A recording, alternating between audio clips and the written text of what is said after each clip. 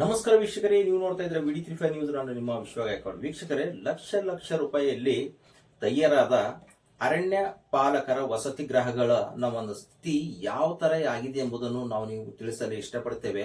ಅದು ನಮ್ಮ ಅರಣ್ಯ ಸಚಿವರ ತವರೂರಲ್ಲಿ ಅಂದ್ರೆ ಹಲಬರ್ಗ ಹತ್ತಿರ ಇರುವ ಅರಣ್ಯ ಪಾಲಕರ ಏನು ವಸತಿ ಗೃಹಗಳಿವೆ ಅವು ನಿರ್ಮಾಣಗೊಂಡು ಸುಮಾರು 12ರಿಂದ 15 ವರ್ಷಗಳ ಮೇಲ್ಪಟ್ಟು ಕಳೆದಿವೆ.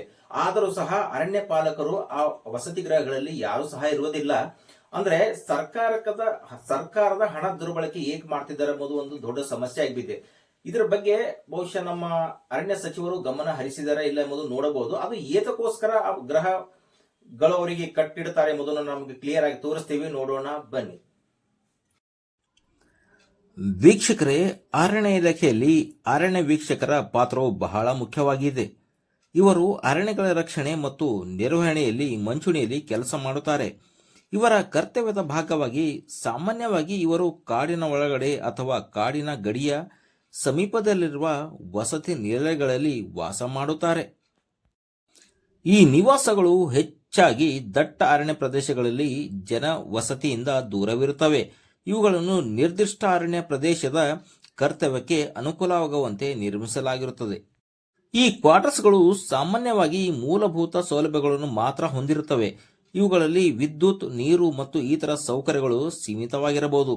ಕೆಲವು ಸಂದರ್ಭಗಳಲ್ಲಿ ವಿದ್ಯುತ್ ಸಂಪರ್ಕ ಇರುವುದಿಲ್ಲ ಮತ್ತು ಸೌರಶಕ್ತಿ ಅಥವಾ ಜನರೇಟರ್ಗಳ ಮೇಲೆ ಅವಲಂಬಿತವಾಗಿರಬೇಕಾಗುತ್ತದೆ.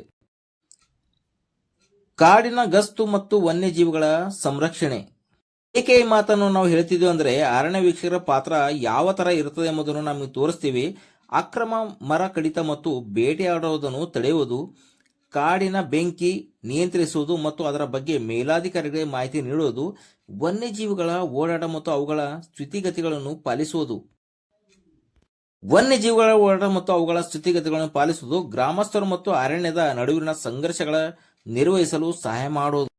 ಆದರೆ ಹಲವಾರು ವರ್ಷಗಳಿಂದ ಅರಣ್ಯ ಇಲಾಖೆಯಲ್ಲಿ ಅರಣ್ಯ ವೀಕ್ಷಕರ ಮುಖ್ಯವಾಗಿ ಇವರ ಅರಣ್ಯ ರಕ್ಷಣೆ ಮತ್ತು ನಿರ್ವಹಣೆ ಮುಂಚೂಣಿ ಕೆಲಸ ಮಾಡುತ್ತಾರೆ. ಇವರ ಕರ್ತವ್ಯದ ಭಾಗವಾಗಿ ಇವರು ಏನು ಕೆಲಸ ಮಾಡ್ತಾರೆ. ಆದರೆ ಇಲ್ಲಿ ಸುಮಾರು ವರ್ಷಗಳಿಂದ ಹಲಬರ್ಗ ಗ್ರಾಮದ ಪಕ್ಕದಲ್ಲಿರುವ ಅರಣ್ಯ ಅಧಿಕಾರಿಗಳ ವಸತಿ ಗೃಹಗಳ ನಿರ್ಮಾಣವಾಗಿದೆ, ಇದರಲ್ಲಿ ಯಾರು ಸಹ ಇರುವುದಿಲ್ಲ.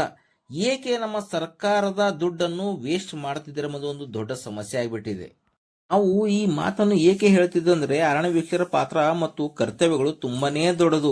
ಕಾಡಿನ ಗಸ್ತು ಆಗಲಿ ಮತ್ತು ವನ್ಯಜೀವಿಗಳ ಸಂರಕ್ಷಣೆ ಆಗಲಿ, ಅಕ್ರಮ ಮರ ಕಡಿತ ಆಗಲಿ, ಕಾಡಿಗೆ ಬೆಂಕಿ ಆಗಲಿ, ವನ್ಯಜೀವಿಗಳ ಓಡಾಟ ಮತ್ತು ಅವುಗಳ ಸ್ಥಿತಿಗಳನ್ನು ಗಮನಿಸುವುದಕ್ಕೆ ಇವರಕ್ಕೆ ಒಂದು ಕೆಲಸ, ಒಂದು ಕರ್ತವ್ಯ ಆಗಿರುತ್ತದೆ. ಆದರೆ ಯಾವುದೇ ತರಹದ ಇವರು ಆ ಕೆಲಸ ಮಾಡುತ್ತಿಲ್ಲ. ಸರ್ಕಾರಕ್ಕೆ ಮೋಸ ವಂಚನೆ ಮಾಡುತ್ತಾ ಕಾಣ್ತಾ ಇದೆ.